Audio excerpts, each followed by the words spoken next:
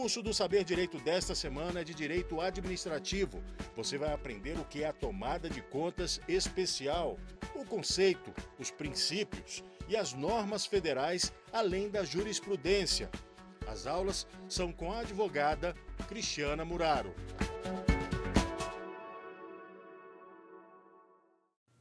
Olá, eu sou Cristiana Muraro, professora de Direito Administrativo, e esta semana nós estamos tratando do tema tomada de contas especial. Como visto nas últimas aulas, é um processo administrativo que tem como objetivo resguardar o meu, o seu, o dinheiro de todos nós. Bem, nós já vimos quais são os tipos de contas, os princípios que regem este processo, já vimos também as normas que regem o processo de tomada de contas especial, já analisamos as causas determinantes da TCE, analisamos quem são os responsáveis por prestar contas, analisamos a omissão no dever de prestar contas, a prestação de contas irregular, o dano ao erário por ato ilegítimo, antieconômico ou ilegal, falamos das fases interna e externa da TCE e agora vamos tratar um pouquinho sobre o julgamento da TCE no Tribunal de Contas e os recursos cabíveis nestes casos. Bom, quando temos então o julgamento da TCE, temos algumas particularidades que precisam ser tratadas. A primeira delas é a superveniência do falecimento do responsável pelo prejuízo ao erário, pelo dano averiguado pelo tribunal no curso da TCE. Se o falecimento ocorrer antes do julgamento, já vimos, assim como na fase interna, que isso prejudica sobremaneira o exercício da ampla defesa e do contraditório na fase externa e na fase de defesa, de instrução do processo de tomada de contas especial. Se isso prejudica a defesa, então a análise deve ser feita de forma bastante cuidadosa e conservadora, porque é muito difícil transferir para outros o dever de responder por ato que não praticou.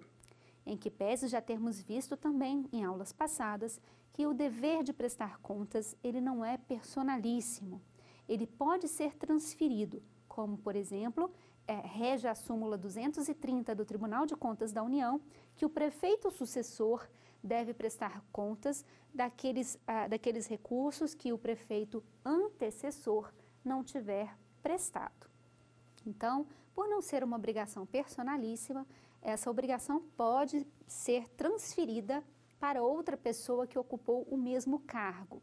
Então, no nosso exemplo que estávamos tratando na aula passada, o prefeito de Acarajé, Bahia, no curso do seu mandato, faleceu. O prefeito sucessor, então, tem a obrigação de prestar contas daquele convênio que ele estava executando, que tinha sido celebrado com o Ministério A para a execução de unidades sanitárias na municipalidade. O prefeito sucessor vai fazer todo o esforço para poder apresentar ao Ministério a prestação de contas correta e mostrar que os recursos foram aplicados regularmente. Mas pode acontecer de o prefeito sucessor ser um inimigo político, e isso dificulta sobremaneira a situação do prefeito falecido. Mas, professora, qual é o problema? Se ele já morreu, pode colocar a culpa nele? Bom, não é assim. Além das questões de honra, temos também a transferência do dever de ressarcir aos herdeiros na medida da herança. Então, é importante que seja dado também ao espólio a oportunidade de apresentar defesa, porque pode ser que o espólio consiga algum documento, alguma informação da época em que o gestor era vivo e que possa contribuir com a busca da verdade material do processo. Dessa forma, ainda que falecido gestor, é importante oportunizar ao espólio a defesa, citá-lo para apresentar defesa e deixá-lo trazer o contraditório no processo.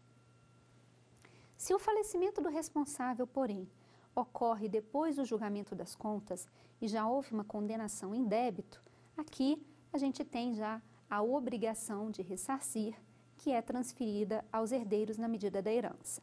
O que não é transferível são as penas, as sanções, como por exemplo a sanção de multa. ou de inabilitação para o exercício de função ou cargo em confiança, que é uma consequência lógica.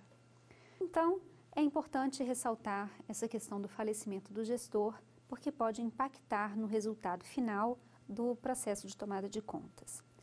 Julgadas as contas, elas podem ser regulares, irregulares, regulares com ressalvas ou iliquidáveis. Já vimos também que há situações em que a prestação de contas ela não pode ocorrer por fatos imprevisíveis e alheios à vontade daquele que tem o dever de prestá-las, como, por exemplo, o extravio de processos, incêndios, a incapacidade mental ou o falecimento do responsável, que também é uma causa impeditiva da prestação de contas. Então, as contas iliquidáveis, elas podem ser também assim consideradas quando não se é possível fazer a prestação de contas. Há também ainda a hipótese da impossibilidade de se calcular o real dano. Então, nesses casos em que pese não se poder condenar a devolução do débito por completa insegurança jurídica no cálculo, pode-se condenar ao pagamento de multa e outras sanções, porque isso não afasta a irregularidade. O fato de não conseguir calcular não significa não ter havido um dano ou não ter havido responsabilidade por aquela irregularidade. Então, é possível também que as contas sejam julgadas irregulares, sem dano, mas com outras sanções administrativas em face da impossibilidade de cálculo do débito. Professora, e então, após o julgamento pelo Tribunal de Contas da União, se as contas tiverem sido julgadas irregulares, o gestor foi condenado à multa, à devolução de um débito exorbitante, por exemplo, 10 milhões, e agora? O que vamos fazer? Quais são as alternativas? Bem, do julgamento das contas, cabe recurso. O regimento interno do Tribunal de Contas e a sua lei orgânica prevêem os recursos possíveis no processo de contas. Na verdade, nesses dois instrumentos, há 5 recursos: embargos de declaração, recurso de reconsideração, pedido de reexame, agravo e recurso de revisão. São 5 recursos. Para o processo de contas, cabe embargos de declaração, pode até ter efeitos infringentes, não é o previsto no regimento, mas é possível a concessão de efeitos infringentes, cabe agravo de decisões interlocutórias e cabe o recurso de reconsideração no caso das contas terem sido julgadas irregulares ou regulares com ressalvas e ainda se queira trazer a regularidade total para as contas. Após, ainda cabe o recurso de revisão, que tem mais ou menos os efeitos de uma ação anulatória ou de uma ação rescisória. Vamos ver cada um desses recursos. Vamos supor que no nosso exemplo, as contas do prefeito de Acarajé, Bahia, foram julgadas irregulares e ele foi condenado à devolução do débito do valor de R$20 mil, referente a 5 unidades sanitárias que não foram construídas, além de uma multa no valor, de acordo com o voto do ministro relator, essa multa teria sido suficiente e proporcional no valor de R$5 mil. Porém, na parte dispositiva do acórdão, constou a condenação de uma multa de R$50 mil. Este prefeito lhe procura para entender quais seriam as possibilidades de recurso, o que ele poderia fazer junto à Corte de Contas, porque ele não concorda com essa sanção e afirma para você que os recursos foram de fato regularmente aplicados. Você, se fosse advogado, qual seria a sua proposta, a sua estratégia de defesa para o prefeito de Acarajé, Bahia? Bom, primeiramente seria interessante a oposição dos embargos de declaração, porque há uma contradição entre a fundamentação do acórdão, que disse que seria proporcional e adequada a multa no valor de R$5 mil, com a parte dispositiva, que seria de R$50 mil. De acordo com o regimento interno do tribunal, os embargos de declaração devem ser opostos no prazo de 10 dias.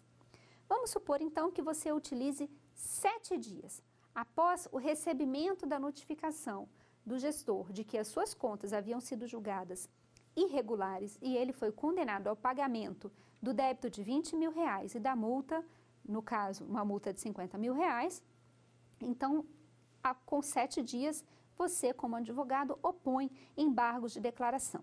Os embargos de declaração têm efeito suspensivo, isto é, a condenação não será executada enquanto não forem apreciados os embargos. O ministro relator do recurso de embargos será o mesmo prolator da decisão embargada e, neste caso, a sua estratégia como advogado deveria ser mostrar a contradição da parte dispositiva que justificou a proporcionalidade de uma multa de R$5 mil contra a parte dispositiva que aplicou uma multa de R$50 mil. Então, como advogado, dentro do prazo de 10 dias, ou seja, no 7º dia após o recebimento da notificação, destaca-se que no caso do Tribunal de Contas, o prazo se conta em dias corridos, não é em dias úteis, como o Código de Processo Civil atual. Então, são dias corridos. Dentro de 7 dias, você opôs os embargos. Esses embargos foram apreciados pelo ministro relator, que reconheceu o equívoco e então alterou o dispositivo do acórdão que aplicava a multa no valor de R$50 mil para R$5 mil, conforme a fundamentação do seu voto. Julgados os embargos, ainda restou a condenação no débito de R$20 mil e uma multa de R$5 mil. E o seu cliente, o prefeito de Acarajé, Bahia, não concorda com essa condenação, porque ele de fato aplicou os recursos. E aquelas 5 unidades sanitárias que ele não conseguiu executar, ele devolveu o saldo remanescente. O que fazer então nessa situação? Bom, contra o julgamento das contas, cabe o recurso de reconsideração. Este recurso deve ser interposto no prazo de 15 dias, também corridos, e tem o efeito suspensivo e devolutivo. Vale aqui um destaque. Como foram opostos embargos de declaração, excepcionalmente, no Tribunal de Contas, os embargos de declaração não suspendem o prazo. Então, a gente precisa contabilizar no prazo do recurso de reconsideração de 15 dias, os 7 dias gastos para a oposição dos embargos de declaração. Então, o seu prazo para interpor o recurso de reconsideração será de 15 menos 7, isto é, 8 dias corridos.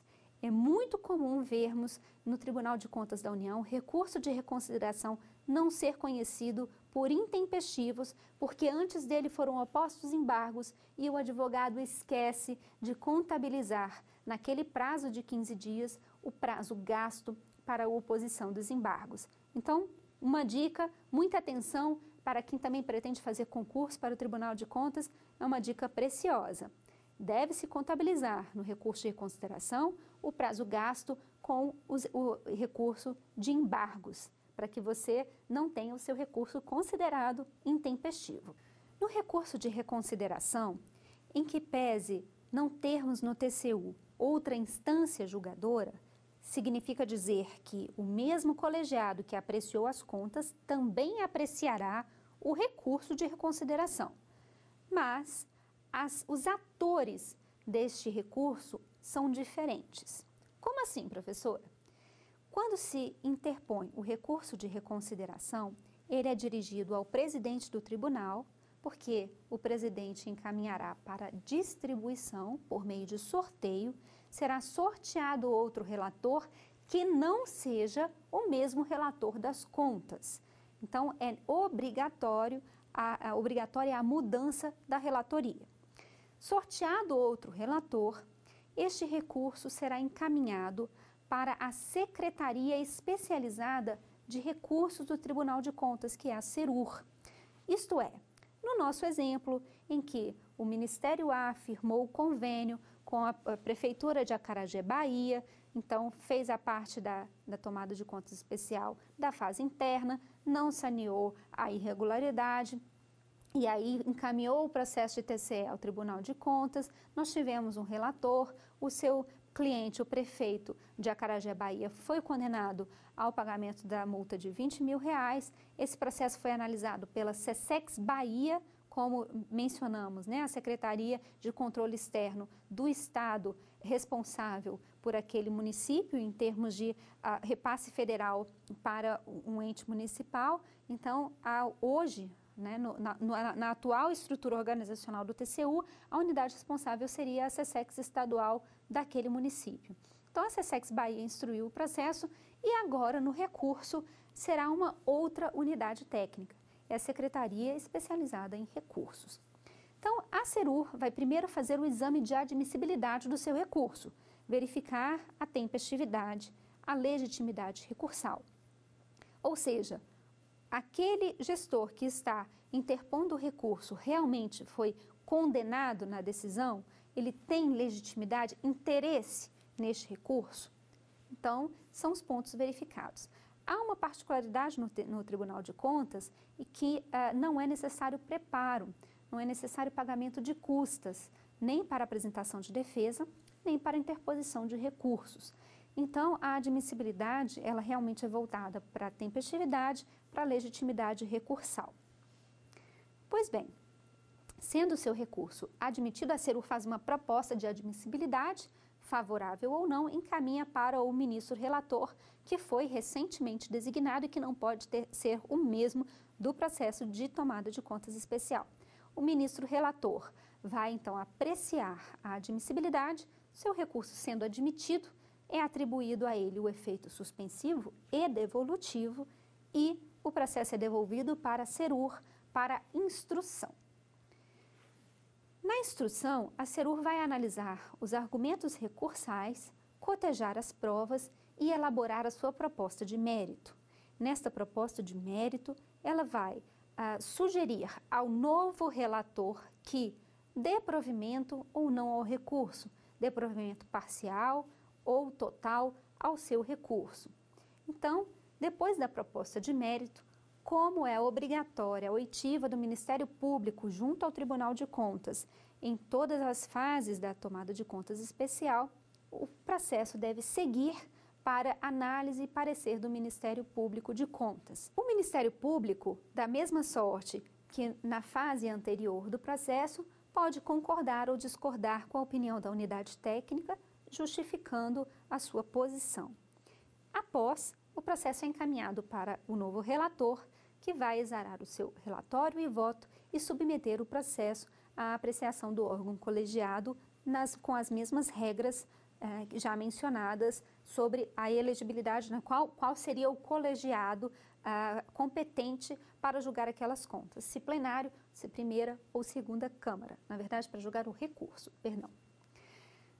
No julgamento, então, do recurso, pode ser dado provimento parcial ou total ou negado provimento com o objetivo de reformar parcial ou totalmente o acórdão. Algumas teses de defesa podem ser analisadas, por exemplo, ainda em sede recursal, como a boa-fé, como a comprovação da regular aplicação, a comprovação, no caso do nosso exemplo do prefeito de Acarajé, Bahia, a comprovação da devolução do saldo remanescente do convênio. Ele pode justificar os motivos pelos quais ele não conseguiu concluir aquelas 5 unidades sanitárias. Se nas contas não tiver sido calculado corretamente, ele concluiu 15 unidades e ficou faltando 5, mas ele foi condenado a pagar o valor referente a 12 unidades sanitárias, ou seja, só foram consideradas 8 construídas. Ele pode ali debater as outras unidades sanitárias, as outras 7 que não haviam sido consideradas como entregues.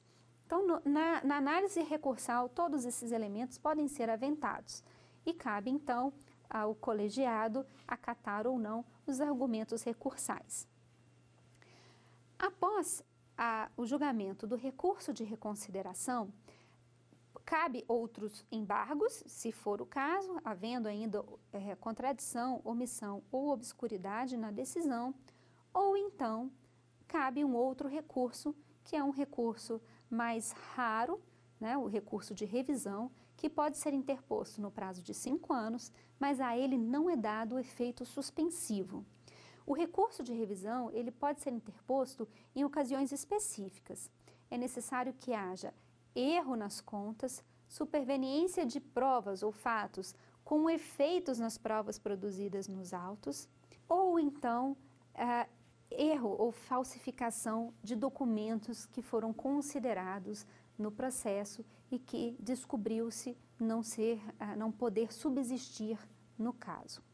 Dessa forma, o recurso de revisão ele pode ser interposto, né, dentro do prazo de 5 anos, como dito, mas pode ser interposto tanto pela parte, no nosso caso, o ex-prefeito de Acarajé, Bahia, como pelo Ministério Público, que também tem legitimidade recursal. Se o Ministério Público verificar um erro de cálculo nas contas, como ele é o guardião da legalidade, da regularidade do processo no Tribunal de Contas, ele tem legitimidade recursal para ingressar com este recurso e pedir, inclusive, a reabertura das contas. Havendo, por exemplo, contas julgadas regulares, mas com base em erro de cálculo, o Ministério Público pode interpor o recurso de revisão no prazo de 5 anos e pedir a reabertura das contas. E essas contas podem vir a ser julgadas irregulares posteriormente. Então, é importante, ainda que haja a conclusão de um processo de contas, um acompanhamento do processo para verificar se não houve a interposição do recurso de revisão pelo Ministério Público. É importante também destacar que no processo no Tribunal de Contas não é necessário a representatividade por um advogado, mas em havendo a constituição de um advogado, é importante ter a regular procuração nos autos. É permitido que o gestor faça a defesa em nome próprio, mas considerando as particularidades de um processo no Tribunal de Contas, inclusive, como acabamos de citar aqui, o prazo de interposição do recurso, que se tiverem sido opostos os embargos de declaração, você precisa deduzir o prazo gasto com os embargos de declaração no recurso, essas questões precisam ser conhecidas para o exercício completo e real da ampla defesa do contraditório. Então, apesar de não ser necessário, é sempre recomendável que o gestor seja defendido por um advogado. Bem, tratamos aqui então dos recursos possíveis, que são embargos de declaração, que tem efeito suspensivo, o recurso de reconsideração, que também tem efeito suspensivo e devolutivo, e o recurso de revisão, que só tem um efeito devolutivo e que pode ser interposto também pelo Ministério Público. Além disso, temos o agravo. O agravo, ele é o recurso cabível por decisões interlocutórias no curso do processo. Por exemplo, se tivermos uma decisão, uma medida cautelar dada pelo Tribunal de Contas, no sentido de decretar a indisponibilidade de bens de um gestor ou a suspensão cautelar de pagamentos de um contrato, para evitar que o dano seja majorado, há a possibilidade do manejo do agravo no prazo de 5 dias. O agravo ele será dirigido ao mesmo relator da decisão agravada, não se trata de julgamento por outro relator e deve ser levada ao órgão colegiado com o relatório e voto do mesmo ministro prolator da decisão agravada. Para fixarmos bem essa matéria, como ela é cheia de detalhes, prazos, efeitos, vamos trazer aqui algumas perguntas.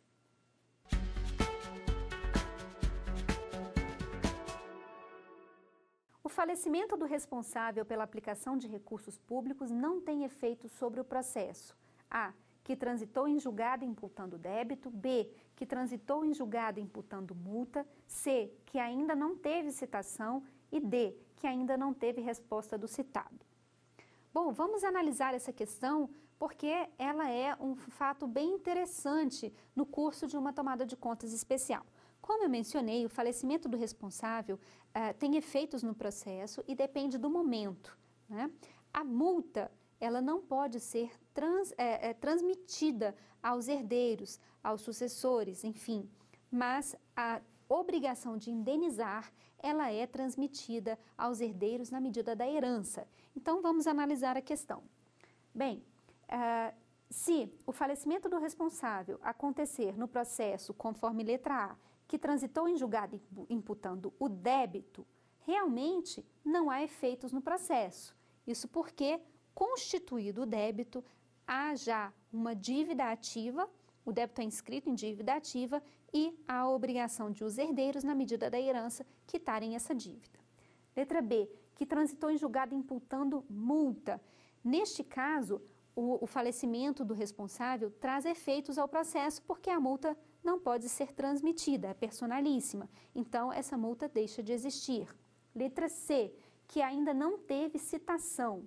Como tratamos, o dever de prestar contas, ele pode ser transmitido, como, por exemplo, no caso de um prefeito que sucede o outro, o prefeito sucessor deve prestar as contas que não foram feitas pelo prefeito antecessor. Então, se o responsável falece antes da citação, é importante verificar na sucessão do cargo a outra pessoa que deva prestar as contas e, inclusive, incluir o espólio no processo para o exercício da ampla defesa do contraditório, considerando que, se vier a acontecer a condenação de ressarcimento ao erário, o espólio será afetado pela decisão.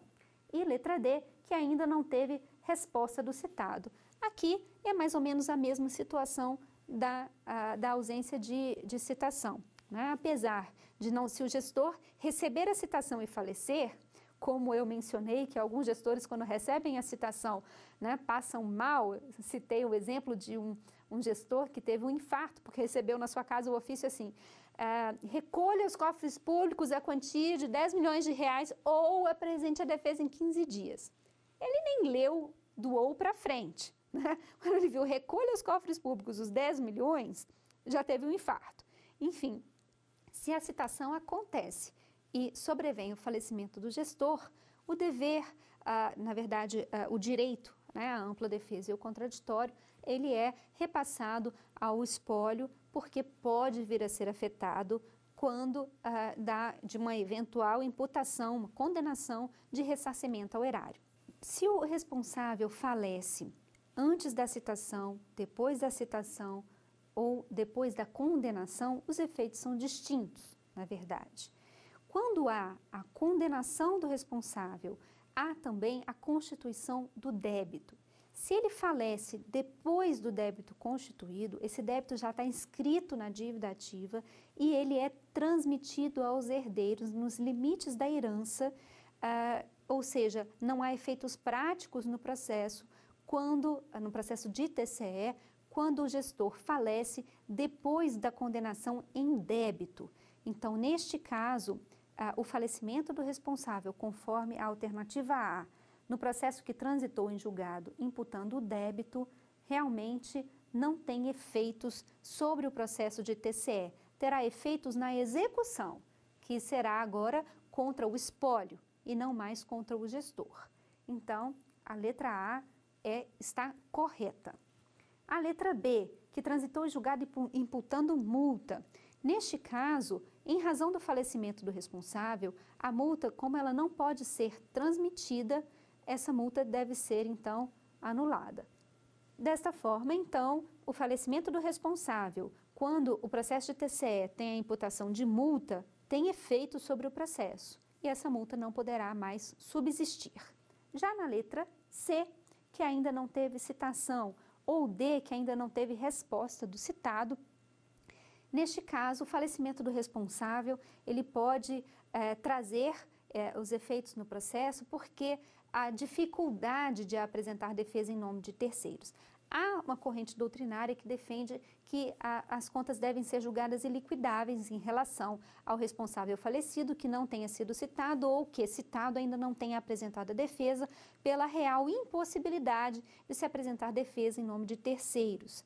Mas a súmula 230 do Tribunal de Contas permite a transferência da obrigação de prestar contas de quem faleceu para o seu sucessor, se, por exemplo, se tratar de omissão da prestação de contas. Então, nesse sentido, tem que haver uma nova citação. Quem vai ser citado seria o sucessor do cargo e a análise do processo vai ter que ser feita com muita parcimônia pela dificuldade de se fazer a defesa em nome de terceiros. Então, neste caso, o falecimento do responsável tem sim efeito sobre a tomada de contas especial e não poderá ser aplicada sanção administrativa como multa ou, como consequência óbvia, né, o impedimento de ocupar cargo ou função de confiança, apesar de o processo de acordo com o Tribunal de Contas, poder seguir em relação ao suposto débito, em que pese a discordância de alguns doutrinadores, o processo seguiria em relação ao débito, trazendo ao processo agora para apresentar defesa aquele que sucedeu no cargo ou o espólio, considerando a possibilidade de ter efeitos patrimoniais para o espólio na medida da herança, se realmente for entendido a ocorrência de dano no caso concreto. Portanto, a resposta correta desta pergunta é a letra A. Somente após o trânsito em julgado é que o falecimento do responsável não terá efeitos sobre o processo de tomada de contas especial, vez que já existe um débito constituído e ele é repassado ao espólio na medida da herança. Para fixarmos, então, melhor este tema, vamos chamar mais uma pergunta.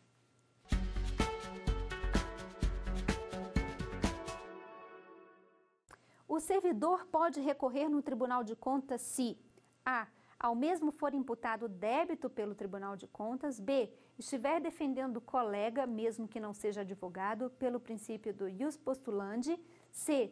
for prefeito ou governador credor do condenado pelo Tribunal de Contas, d. após a aposentadoria. Bom, essa pergunta trata da legitimidade recursal, do interesse recursal dentro do Tribunal de Contas.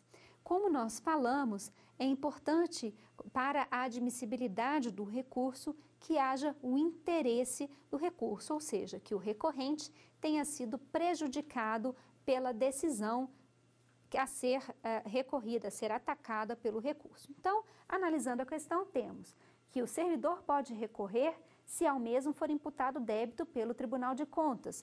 Ok na letra A.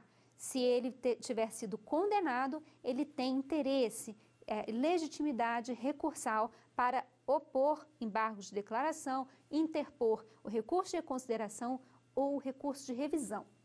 Letra B, estiver defendendo o colega, mesmo que não seja advogado, pelo princípio do jus postulandi. Em que pese no Tribunal de Contas não ser necessário ter um advogado, não se pode defender terceiros exercendo as prerrogativas da advocacia sob pena de configurar o exercício irregular de profissão. Então, não se pode defender um colega não sendo advogado, muito menos recorrer em nome dele. Letra C. For prefeito ou governador credor do condenado pelo Tribunal de Contas. Bem, em hipótese alguma, o prefeito ou governador, ele não é credor de nada, né? Ele é titular de uma função pública, mas ele não é credor. O credor, no caso de uma condenação de tomada de contas especial, é o cofre público ou o cofre da empresa estatal, enfim, o cofre daquela entidade que foi lesada. Então, o prefeito ou governador não tem legitimidade recursal. Ou após a aposentadoria. Bem, o servidor não tem motivos para recorrer ao Tribunal de Contas simplesmente por ser aposentado, a não ser que o seu ato de aposentadoria, os atos de pessoal, como aposentadoria, pensão, tenha sido julgado pelo Tribunal de Contas, mas aí não se trata aqui de uma tomada de contas especial.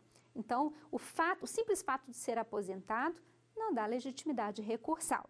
Essa alternativa seria daquelas questões que, se você for chutar na prova, fica fácil saber que não é ela a resposta correta, não é isso?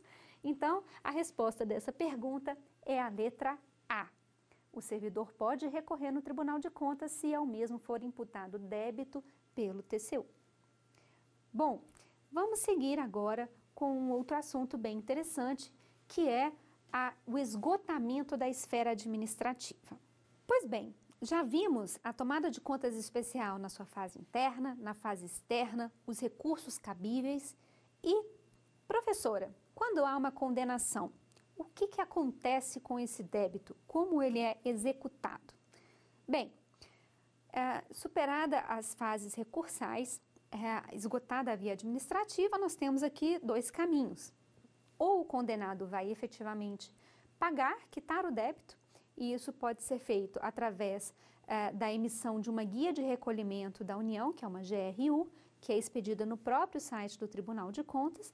Ele paga essa guia, Há também a possibilidade do pedido de parcelamento da dívida em até 36 vezes, conforme previsão regimental, e o processo fica sobrestado até que o gestor pague todas as parcelas para depois juntar e dar a quitação ao pagamento dessas parcelas. Ou então, se ele não for pagar, o Tribunal de Contas vai fazer um dossiê da condenação, montar um processo chamado CEBEX, que significa cobrança executiva. Esse processo nada mais é que a formação dos autos de cobrança que será encaminhado para a Advocacia Geral da União para o ingresso da ação de execução fiscal. Quando a AGU recebe este processo de cobrança executiva, a CEBEX, a AGU vai fazer a inscrição daquela dívida na dívida ativa da União e vai ajuizar a competente ação de execução fiscal. Isso porque o acórdão condenatório do TCU é considerado um título executivo extrajudicial. Então, no curso da ação de execução, aí vem as regras do Código de Processo Civil, que não é objeto desta aula, mas flui normalmente como um processo de execução fiscal, podendo ser apresentados os competentes recursos na esfera judicial. Professora, mas havendo a condenação na esfera, esgotando a via administrativa, há algum outro recurso, remédio, há alguma outra via para impugnarmos essa condenação? Sim, há. Pela Constituição, há o princípio da inafastabilidade do Poder Judiciário, em que pese o Poder Judiciário não poder revisar atos administrativos quanto ao mérito, há sim a possibilidade, em havendo alguma ilegalidade na condenação, de submeter aquele processo ao Judiciário. Temos duas vias: o mandado de segurança, que deve ser impetrado junto ao Supremo Tribunal Federal, porque contra atos do Tribunal de Contas, a competência para analisar o ato coator do mandado de segurança é o STF, ou a ação anulatória, que é uma ação ordinária, e aí pode ser proposta no prazo de 5 anos, né, contra os 120 dias do mandado de segurança, e deve ser proposta na Justiça Federal daquela jurisdição. É importante destacar que na ação anulatória ou no mandado de segurança, a diferença entre uma via e outra é que o mandado de segurança é uma via demasiadamente estreita para a produção probatória.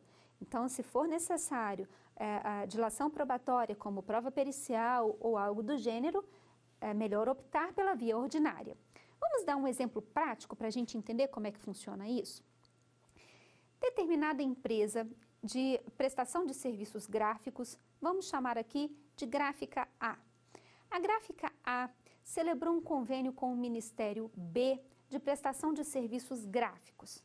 Ela ia, então, fazer alguns livros, catálogos para divulgar o trabalho daquele ministério. Nesse contrato, nessa contratação, durante a prestação de contas anual do Ministério, o Tribunal de Contas identificou uma irregularidade no pregão que deu origem a essa contratação e considerou o pregão irregular e, consequentemente, o contrato dele advindo também irregular. E identificou que, pelas irregularidades do pregão, pela ausência de competitividade, os preços firmados naquele contrato eram acima dos preços de mercado. Isto é, o contrato estava eivado de sobrepreço. Considerando que o Ministério, no bojo deste contrato, demandou os serviços, esses serviços foram faturados e pagos, se concretizou o superfaturamento. O sobrepreço é o preço acima de mercado e o superfaturamento é o pagamento, o faturamento do preço acima de mercado. Então, neste caso, nós tínhamos um contrato eivado de sobrepreço que se configurou o superfaturamento. Na prestação de contas anual do Ministério B, então, o Tribunal de Contas identificou este contrato e ele tinha um valor expressivo nas contas. Dessa forma, foi instaurada uma tomada de contas especial por conversão do processo de prestação de contas anual, ele foi convertido numa tomada de contas especial para avaliar precisamente os responsáveis e quantificar o valor do dano oriundo daquele pregão irregular e do contrato dele advindo, eivado de sobrepreço e de superfaturamento. Bem, ao final dessa tomada de contas especial, o Tribunal de Contas entendeu que eram responsáveis o pregoeiro, a pessoa que elaborou o termo de referência do pregão e a pessoa que ordenou os pagamentos irregulares, além do servidor que demandou os serviços eivados de sobrepreço e ainda condenou solidariamente ao valor do débito a gráfica A, que havia sido contratada para a prestação dos serviços. Desta condenação, na tomada de contas especial, foram opostos os recursos administrativos competentes, como o recurso de reconsideração, e o tribunal manteve a condenação em débito e, inclusive, em multa para todos esses responsáveis. Neste processo, porém, houve um equívoco. O tribunal, para entender se os preços estavam ou não acima dos preços de mercado e, consequentemente, ter havido o superfaturamento, ele comparou os preços do pregão e deste contrato com os preços de um outro contrato celebrado pela administração pública, mas que, apesar de terem itens similares, em verdade, esses itens, o produto apresentado, não era o mesmo. Significa dizer que houve uma descrição mal feita do produto, como, por exemplo, era para apresentar um livro sobre a fauna e flora do Brasil, um livro colorido. Ponto. Essa era a descrição. Bom, um livro colorido, ele pode ter 200 páginas, 300 páginas, 400 páginas, ele pode ter capa dura, ele pode ter mais de 2, 3 cores, ele pode ter 20 cores, ele pode ser feito em diversos tipos de papel, tudo isso influencia no preço. E na comparação de preços que o TCU fez, ele analisou descrição, mas em verdade os produtos oriundos dessa descrição eram totalmente diferentes, ou seja, comparou-se banana com laranja.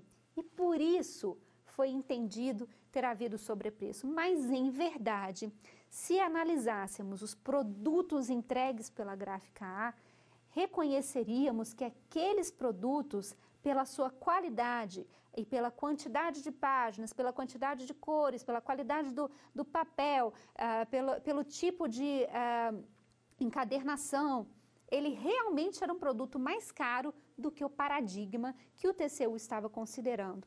Então, este sobrepreço, na verdade, não podia existir. No curso do processo administrativo, para tentar mostrar para o TCU que a comparação não podia ser feita, a gráfica apresentou todos os livros que ela produziu no bojo do contrato e falou: TCU, eu apresento aqui essa prova e peço que sejam comparados os produtos do contrato paradigma com os meus para evidenciar que, em verdade, os preços praticados no meu contrato estavam de acordo com os preços de mercado. Ocorreu, porém, que essa caixa não foi analisada pelo Tribunal de Contas. Houve uma mudança de secretaria, enfim, essa caixa se perdeu. E a prova acabou não sendo cotejada. Neste aspecto, relembrando o que dissemos, que o princípio da ampla defesa e do contraditório não se exaure apenas com a oportunidade de defesa, mas ele só é exaurido com o cotejamento, com o enfrentamento das análises e provas, verifica-se que o princípio da ampla defesa e o contraditório ficou prejudicado neste processo. Pois bem, se o princípio da ampla defesa e do contraditório, que são comandos constitucionais, não foram observados no processo do TCU, cabe, em razão da jurisdição una, ou seja, da inafastabilidade do Poder Judiciário, levar o assunto à apreciação do Judiciário, que pode entender que a condenação foi eivada de nulidade por não ter observado o contraditório, não ter o TCU analisado as provas produzidas naqueles autos. Neste caso, porém, como se vê, o fato a ser provado necessita de dilação probatória. Então, de qual via judicial você, como advogado, lançaria a mão? Do mandado de segurança ou da via ordinária da ação anulatória? Bem, considerando a necessidade probatória que excede os documentos, né, o direito líquido e certo, que é o requisito do mandado de segurança, dever-se-ia lançar mão da ação anulatória para que nela se possa produzir provas com o objetivo de afastar, mostrar que a condenação do TCU foi ilegal. Então, neste caso, a gráfica A e todos os servidores envolvidos e condenados pelo TCU, inconformados com a decisão, mesmo após os recursos manejados na via administrativa, não lograram êxito, então optaram por lançar mão de uma ação anulatória na Justiça Federal, pugnando pela nulidade da condenação do Tribunal de Contas por não ter considerado as provas produzidas nos autos. E então, o seu exercício, a ampla defesa e o contraditório haviam sido prejudicados e transformando a decisão condenatória do Tribunal de Contas eivada de ilegalidade. Bom, por se tratar de ilegalidade, cabe aqui então a revisão pelo Poder Judiciário da decisão condenatória do Tribunal de Contas. Pode ser pedida, inclusive, uma tutela de urgência para evitar que o processo de execução fiscal siga em face dos responsabilizados pelo Tribunal de Contas, para evitar bloqueio de bens, enfim, e todas as possibilidades, né, de execução, né, de tentar garantir a execução do processo de execução fiscal. E então, se ao magistrado entender razoável, né, a plausibilidade do direito e o risco de dano de difícil reparação ou irreparável àqueles que estão pedindo a tutela de urgência, ela pode ser concedida para sustar os efeitos até que o mérito do processo seja analisado. E veja que aqui o mérito tem os contornos da legalidade. Não é o objetivo de adentrar no mérito administrativo. O objetivo é mostrar que, não é dizer, olha, judiciário, o Tribunal de Contas não soube fazer um paradigma. Não é necessariamente isso. Na verdade, o intuito dessa ação é dizer, olha, judiciário, eu apresentei uma prova no processo administrativo e o Tribunal de Contas não analisou as minhas provas. Então, a ilegalidade está na ausência da análise de provas e não necessariamente em algum equívoco na comparação de preços. Então, veja que o foco da ação, ele é diferente, né? Se a gente entrasse com a ação somente para tentar rever a comparação do TCU com preços paradigmas, a chance de êxito seria baixíssima, porque o entendimento majoritário no judiciário é de que não lhe cabe revisar o mérito das decisões do Tribunal de Contas, que é o órgão competente constitucionalmente para julgar contas. Mas se o contorno do processo, o problema é no contorno da legalidade, aí a situação muda de figura, muda de status e passa a ser elegível para uma revisão do Poder Judiciário. Bem, então, considerando os limites da atuação do Judiciário, é importante que a gente observe as competências de cada órgão. Sobre as competências, vale aqui mais uma observação. Sabemos que, constitucionalmente, os tribunais de contas são competentes para apreciar e emitir parecer sobre as contas do chefe do Poder Executivo. Então, no caso da Presidência da República, o Tribunal de Contas da União emitiu um parecer e quem julga as contas efetivamente é o Congresso, é o Poder Legislativo.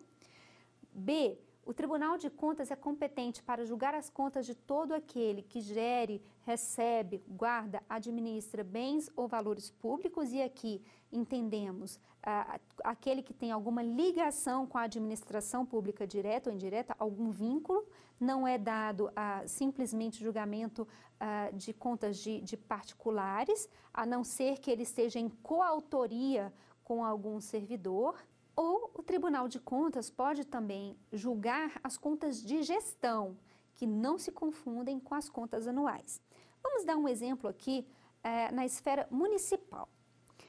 O gestor de um município, o prefeito de um município, ele tem o dever de prestar contas anuais de todo o seu orçamento, conforme a lei orçamentária anual, ele tem a obrigação de prestar as contas. O Tribunal de Contas não julga essas contas, ele apenas emite um parecer e encaminha para o Poder Legislativo para o julgamento final. Porém, havendo algum ato de gestão, como, por exemplo, a celebração de um convênio ou o julgamento de atingimento de metas, falamos aqui em outras aulas, por exemplo, a meta de aplicar 25% da receita líquida do município para investimento na educação, né? O atingimento dessa meta seria dado ao Tribunal de Contas a competência para julgar as contas de gestão. Mas não é isso, em que pese os tribunais entenderem-se competentes para julgar as contas de gestão, não é isso que o STF vem entendendo. Na verdade, o STF entende que não é dado aos tribunais de contas competência para julgar contas, sejam elas anuais ou de gestão, dos chefes do Poder Executivo, isto é, presidente, governador ou prefeito. Na verdade, aos tribunais de contas, nesses casos, cabe apenas a emissão de parecer e seria competência exclusiva do legislativo o julgamento destas contas. Isso é importante porque alguns gestores, prefeitos ou governadores condenados por contas de gestão têm recorrido ao judiciário alegando a incompetência do Tribunal de Contas para julgar essas contas de gestão. E, em alguns casos, de fato, o judiciário tem concedido, inclusive, tutela de urgência para suspender os efeitos de acordos condenatórios dos tribunais de contas para que esse processo seja definido como de competência privativa do legislativo. Para fixarmos bem a matéria, vamos chamar uma pergunta?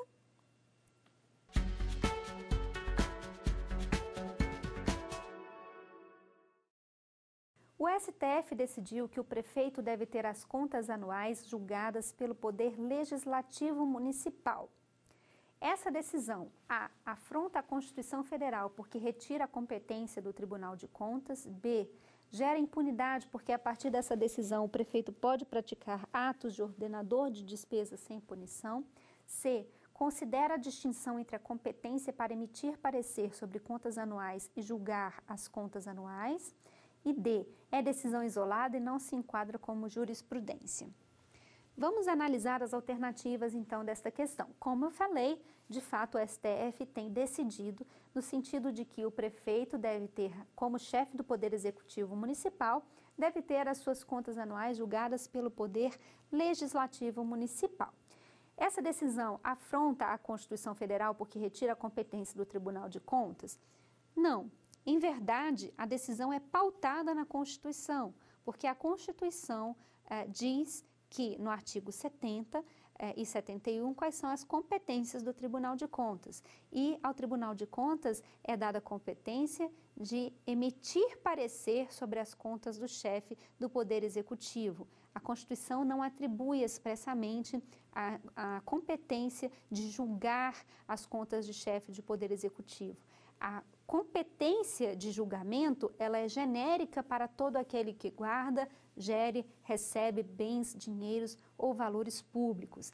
Então, considerando que a Constituição fez a distinção das contas do chefe do Poder Executivo, que é de competência privativa do Legislativo julgar, o STF tem entendido que, ainda que se trate de contas de gestão, não cabe ao TCU julgar as contas dos prefeitos, dos governadores, enfim, ou da presidência da República, ainda que por atos de gestão. B. Gera impunidade porque, a partir dessa decisão, o prefeito pode praticar atos de ordenador de despesas sem punição. Bem, não é verdade a questão da impunidade, porque as contas não deixam de ser julgadas. De fato, o julgamento obedece a outros critérios. O objetivo de trazer o parecer prévio dos tribunais de contas antes do envio das contas para julgamento definitivo pelo Poder Legislativo é trazer a tecnicidade do Tribunal de Contas para o julgamento. Mas como o Poder Legislativo não é obrigado a seguir esse parecer, ele não é vinculativo, o julgamento pode ter um desdobramento diferente de fato, mas não significa impunidade, porque o Poder Legislativo também pode julgar as contas irregulares. C. Considera a distinção entre a competência para emitir parecer sobre as contas anuais e julgar contas anuais. De fato, é isso que o STF está querendo dizer. São competências diferentes do Tribunal de Contas. Uma é emitir parecer, que não é vinculante e que vai ser submetida ao Poder Legislativo. E outra é julgar as contas, condenar, por exemplo, a devolução de valores ou aplicar sanções administrativas diretamente. Então, haveria, pela leitura do STF do texto constitucional, a distinção entre emitir parecer e julgar, entendendo que julgar as contas dos chefes do Poder Executivo é competência privativa do Legislativo. E D é a decisão isolada e não se enquadra como jurisprudência. Bom, não é uma decisão isolada, mas também não é uníssona. Então, apesar disso, como há diversas decisões iguais, é entendido como jurisprudência. Portanto, a alternativa correta dessa questão é a alternativa C. Bom, essa semana nós tratamos aqui sobre o tema de tomada de contas especial. Espero que você tenha aprendido um pouco sobre o assunto. O meu nome é Cristiana Muraro, sou professora de Direito Administrativo e fico muito feliz de poder dividir esse tempo com você. Obrigada pela sua participação e até a próxima.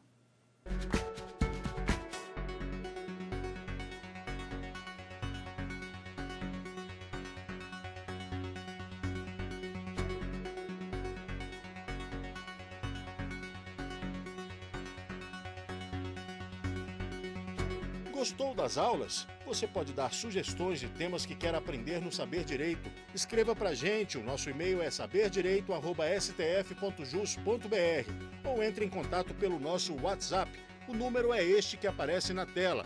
Você também pode estudar pela internet. É só acessar tvjustiça.jus.br e ainda reveja as nossas aulas no canal do YouTube, TV Justiça Oficial.